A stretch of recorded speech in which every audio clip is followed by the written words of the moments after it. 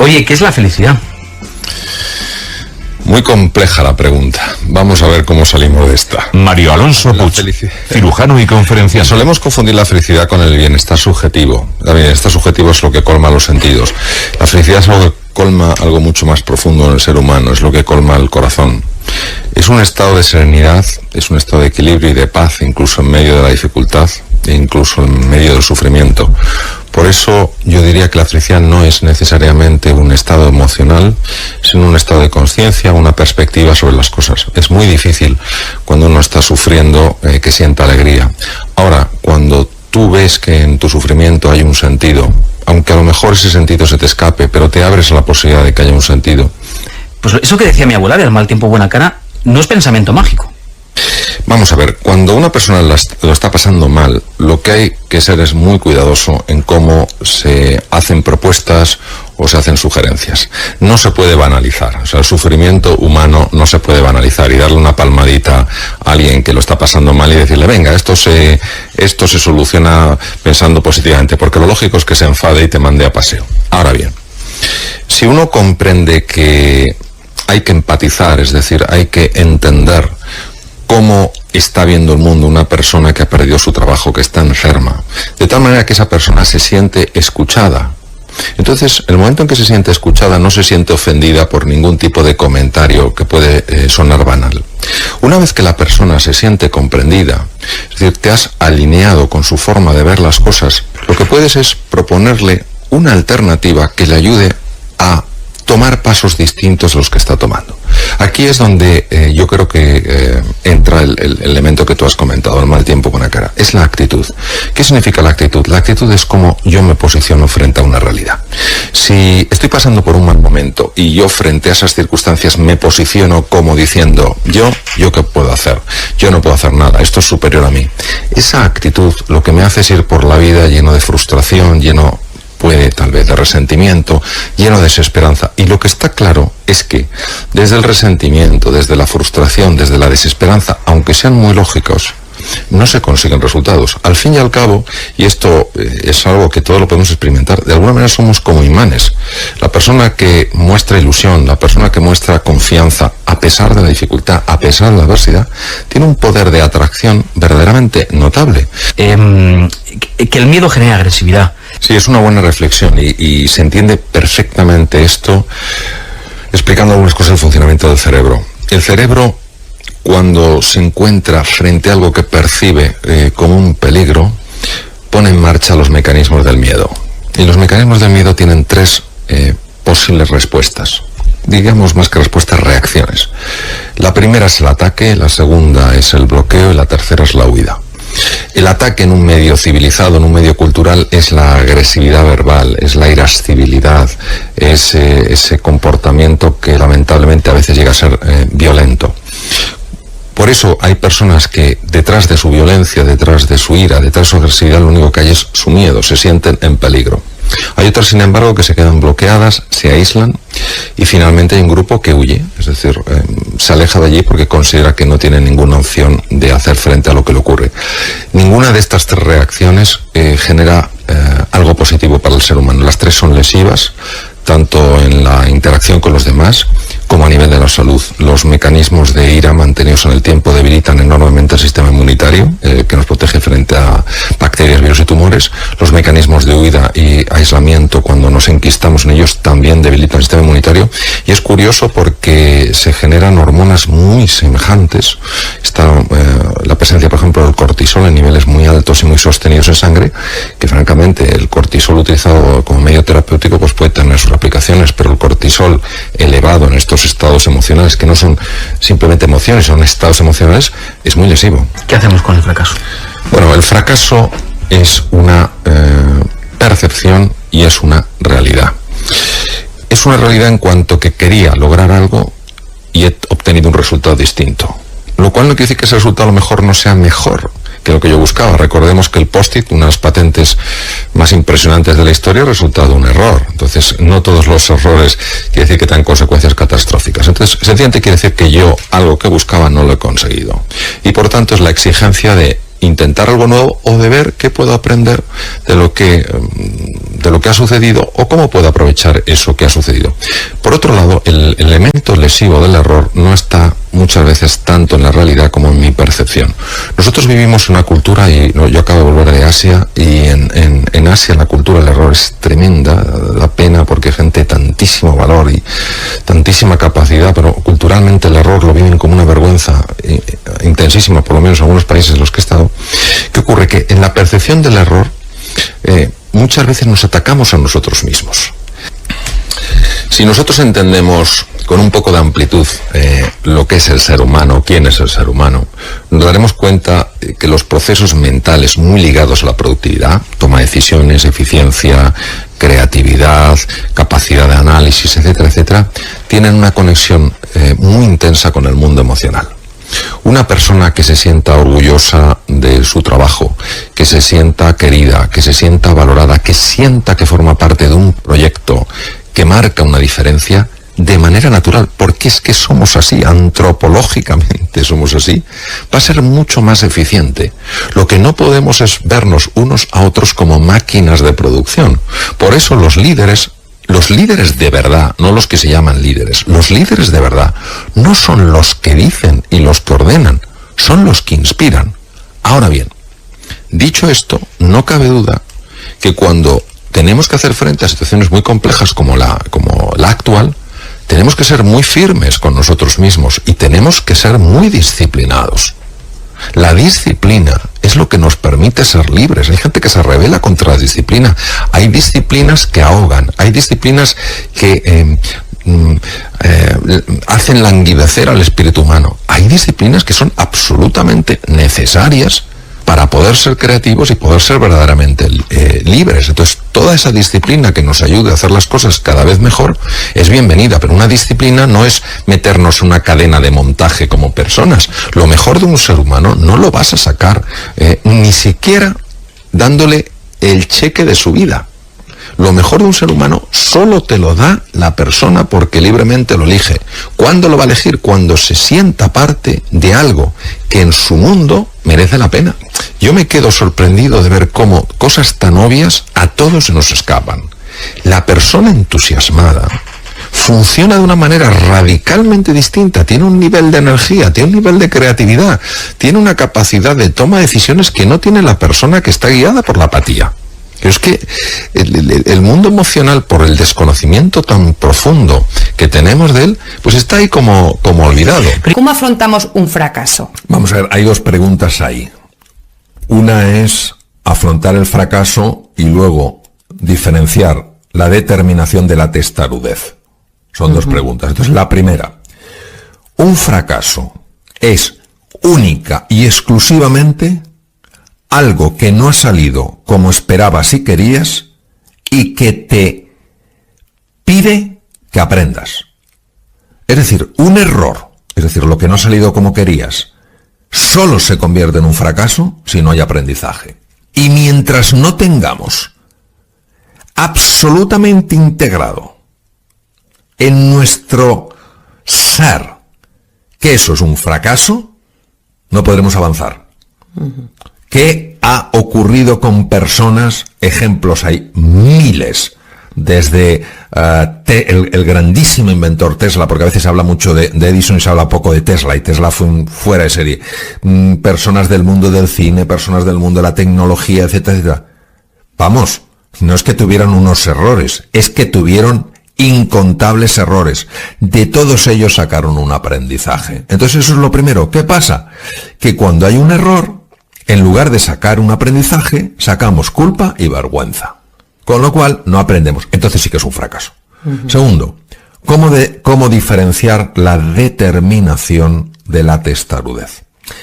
Es muy difícil para mí contestarte a esta pregunta, pero yo diría que si aventurara una respuesta, en la determinación, tú sigues poniendo todo el ímpetu en tus esfuerzos, pero sigues abierto al feedback que te dan otras personas y al feedback que te está dando la realidad. En la testarudez estás totalmente cerrado. Estás como ciego, ¿no? Que Ciego. estás ahí... No exploras, no hay una reflexión. Es, yo aquí sí o sí, oye, mira, es que tal cual esta persona, me es igual, sí o sí. Entonces, es un punto para mí muy diferente y tiene que ver con el grado de apertura mental. Tú al final harás lo que creas que tienes que hacer. La clave es que escuches lo que te está diciendo la realidad y, por supuesto, lo que te están diciendo otras personas. ¿Cómo puede una persona descubrir eso para lo que es bueno? Para mí, la gran dificultad de describir el don radica en los siguientes elementos. Primero, muy pocas personas son capaces de ver el don en otra persona. Te pondré un ejemplo. Hay una persona que yo conozco que cuando era niño ya demostró una creatividad absolutamente excepcional. Absolutamente excepcional. Sus padres sabían perfectamente, porque yo conozco a los padres, sus padres conocían perfectamente la increíble creatividad. Tenía algo que se salía de lo normal. En el colegio, solo a una profesora le llamó la atención el nivel de creatividad de este niño. El resto ni siquiera lo supo valorar. Y llegó un momento en que esa profesora llamó a los padres y les dijo, estoy impresionado del nivel de creatividad de su hijo. Los demás ni sabía por qué. Entonces, primero es la dificultad de que reconozcan lo que se sale de lo habitual. Por tanto, esperar que el exterior reconozca tu don es difícil. El segundo elemento que hace difícil el reconocimiento del don es que al ser para ti natural, no lo valoras. Porque como se te da tan bien, como para ti no requiere esfuerzo, ¿dónde te viene la pista? La pista te viene cuando alguien se queda sorprendido ante algo. El don lo tiene todo el mundo, pero casi nadie lo reconoce. Entonces, es verdad que es difícil de encontrar. Entonces, ¿qué sugeriría yo? Sugeriría ser sensible con uno mismo a aquellas cosas que se te dan especialmente bien, pero que tú no estás valorando en tu vida. Y dices tú, bueno, pero esto es una tontería. ¿Seguro? ¿Seguro que es una tontería? ¿Cómo lo sabes? O prestar atención cuando a alguien le llama la atención, oye, qué bien has organizado yo recuerdo una vez en una cena compleja que había que organizar, donde se sentaban unos y otros porque había mucho tema de protocolo, y estaban ahí devanándose la cabeza unos y otros, de repente llegó otra persona y dijo, esto es muy fácil, pum, pum, pum, pum, pum, pum, pum, resuelto, lo vio inmediatamente. Para eso lo normal, y dijimos, oye, qué barbaridad, qué bien lo has hecho, para lo normal. Bueno, esa persona está demostrando un don para la organización. ¿Qué pasa? Que no puedes hacer todo un proyecto o una carrera profesional anclada en la organización de eventos, organización de temas, protocolos, lo que sea. Y era un don natural. Es que pasa que nos falta esa agudeza sensorial y tampoco recibimos ese feedback suficientemente claro del entorno para orientarnos. O sea, con un optimista lo tiene mucho más fácil para tener éxito, para superar problemas, para ser una persona sana. Yo transformaría el concepto optimista por la persona positiva. ¿Qué es la persona positiva? La persona positiva es aquella que siempre está buscando la oportunidad incluso en medio de la dificultad. Es aquella persona que ha conseguido ganar gobierno, dominio sobre su foco de atención y continuamente está buscando la oportunidad. Porque busca la oportunidad, vive en un espacio emocional, en un estado de ánimo radicalmente diferente del de aquella persona que solo se está enfocando en lo que está mal. Cuando un ser humano se enfoca en lo positivo, no es que deje de ver lo negativo, es que tiene mucha mayor perspectiva para resolver lo negativo. La persona que se deja englobar por lo negativo tiene un cambio tremendo en su constelación hormonal, en las hormonas que hay en su sangre. Hay cambios profundísimos en el riego sanguíneo del cerebro, ve con menos claridad. Entonces, ¿qué pasa? Que la persona positiva, la persona que busca la oportunidad, al final es más optimista, porque tiene un cuadro más equilibrado de la realidad. Tiene mejor perspectiva y, por tanto, puede tomar decisiones con mayor acierto.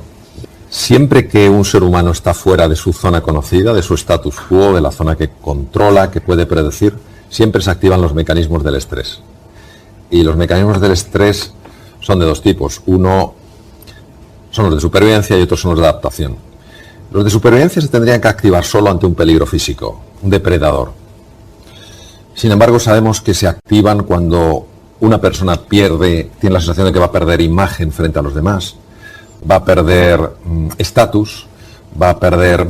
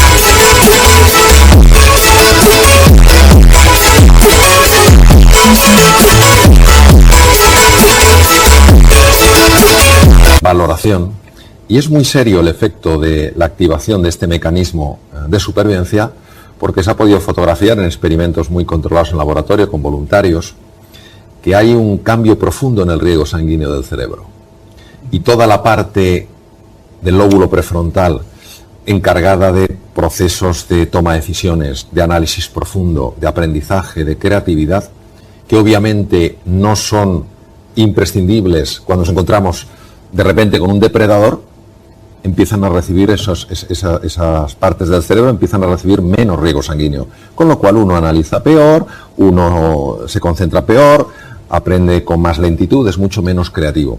Ese es el verdadero problema a la hora de resolver una situación como puede ser una situación de desempleo, que pensamos que nosotros como seres humanos, cuando estamos desempleados, valemos menos. Seguimos valiendo igual.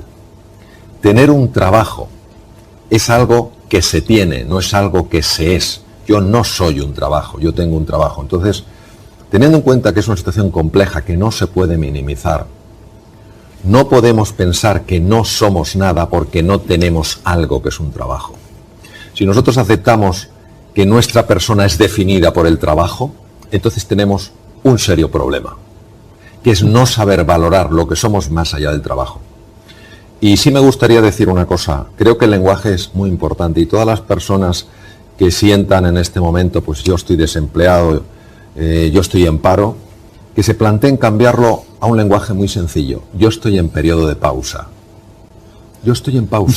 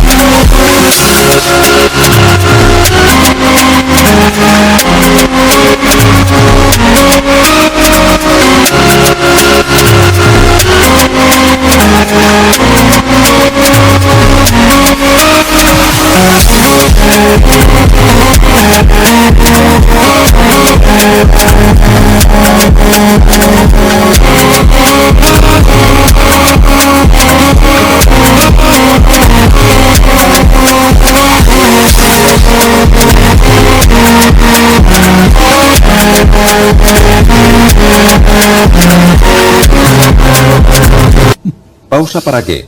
Pausa para reflexionar, pausa para buscar, pausa para analizar. Los estudios que se han hecho en hospitales en Estados Unidos, donde sencillamente se han cambiado las palabras, han demostrado cambios muy profundos, tanto en el riego del cerebro como en las hormonas.